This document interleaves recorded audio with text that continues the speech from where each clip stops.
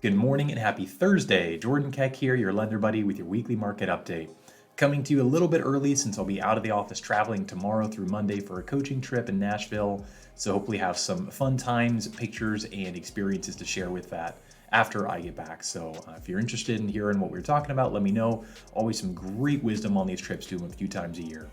As far as interest rates go this week, moving up from 7.01% last week to 7.37 this week. Big jump. A lot of it has to do with the inflation reports we got this week. We'll touch on a little bit, both from CPI and PPI, because they're readjusting the rate expectations for the Fed rate cuts this year, and the market is not reacting to that well. First, before we get into that, the weekly mortgage tip, wanted to talk about paying off debts in order to qualify for a mortgage. So a lot of times, if somebody is looking to see what they get pre-approved for, one of the biggest hindrances can often be their current debts. Because when we qualify you less for a total dollar amount and more for a total monthly payment. But if you have a car loan, let's say that's $700 a month, that equates to about $100,000 difference in price range you can qualify for with or without that monthly payment. That doesn't matter if the balance is $5,000 or if the balance is $50,000. What matters is the minimum monthly payment on that debt. So what do? Well, you can pay that debt off either before you get started or at closing to be able to qualify for a new mortgage. My preferred method is usually paying it off at closing so it doesn't hurt your credit score by paying off the debt. And it's a lot simpler because you don't have to document it ahead of time. The way that this works is during the process, I would mark in my system that that car loan will be paid off at closing. So the underwriter basically ignores the monthly payment and takes whatever the balance is on that loan and adds it to whatever the buyer's cash to close number would be. Let's say it's $5,000. So at closing, we would make sure that we verified enough money for them to bring in their down payment, their closing costs, and the $5,000 for that car loan payoff. At closing on the settlement statement, the escrow company will actually send a check to that car loan company on their behalf, so we know it's going to be paid off and closed. And because of that, we know the check's in the mail. We don't have to account for that payment and can help them qualify with that. Next up here, going into our updates, the NFIB Small Business Optimism Index came out for the month of March, falling from 89.4 to 88.5. This is the weakest reading since December of 2012, and one of the main parts of the weak point was the labor market.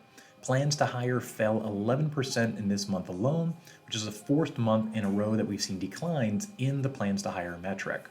Inflation component also rose 7 points to a 5-month high as more businesses are facing the inflationary pressures and having to raise prices as a result, or end up eating the difference and having smaller and smaller margins, which obviously you have to have some kind of margin to be able to stay in business.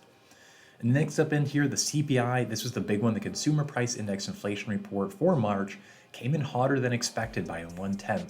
And even though it wasn't a huge deviation, again, 1/10 isn't massive, because it was expected to come in at 0.3, but it came in at 0.4, that was enough to signal the markets that maybe we're not getting the relief that we had expected. Maybe it was just cyclical, end of the year, winter time, but going into spring, if that continues to stay hotter, the Federal Reserve will continue changing their tune, lowering the chances of seeing 3 rate cuts this year. So all those people talking about, oh, we're going to see lower rates, we're going to get rate cuts from the Fed.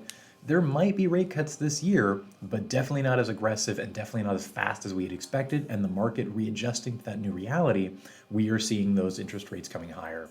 Because remember, it's not the reality of a rate cut, it's the expectation of a rate cut that changes mortgage rates now. And as that expectation changes, so do mortgage rates. The core rate also rose 0.4 versus the 0.3 that was expected. Year over year remained at 3.8, but was expected to drop to 3.7. The biggest factors on this are the energy rose 1.1 for the month, gas specifically rose 1.7% month over month, and motor vehicle insurance rose 2.6% month over month in cost. The biggest one as well is shelter, which rose 0.4%, but it makes up 45% of the total CPI calculation, so it's a huge impact in that overall headline and core number. Next up, PPI, which is wholesale inflation number. This came in up 0.2% for March, which was slightly below estimates by 1/10, and the year over year rose from 1.6 to 2.1. But the core rate, which strips out food and energy prices, this rose 0.2%, which is in line with estimates, but the year over year rose from 2 to 2.4, which was slightly above estimates. Wholesale inflation isn't looked at as heavily as consumer inflation as far as the impact it has on rates.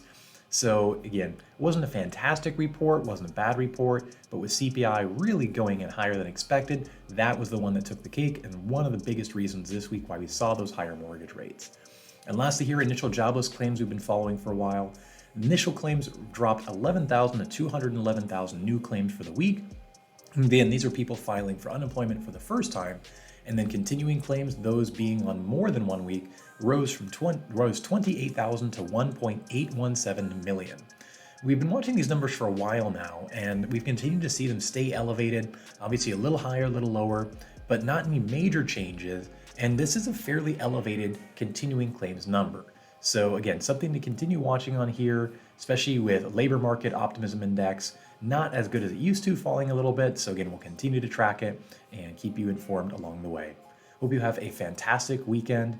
And the last thing I will leave you with as well here is if you haven't already checked out the book club we started, had our first meeting here this week on Unreasonable Hospitality and pulled out so many incredible lessons about implementing into your business, increasing the level of service and hospitality you're providing to your clients to set yourself apart in a very difficult time frame here. So if you want to join us, we're going to be going through chapters 8 through 14 of the book next month. Love to see you there. Check out the link below to join and join us on the Marco Polo channel as well. Again, have a wonderful weekend. We'll see you next time. Take care.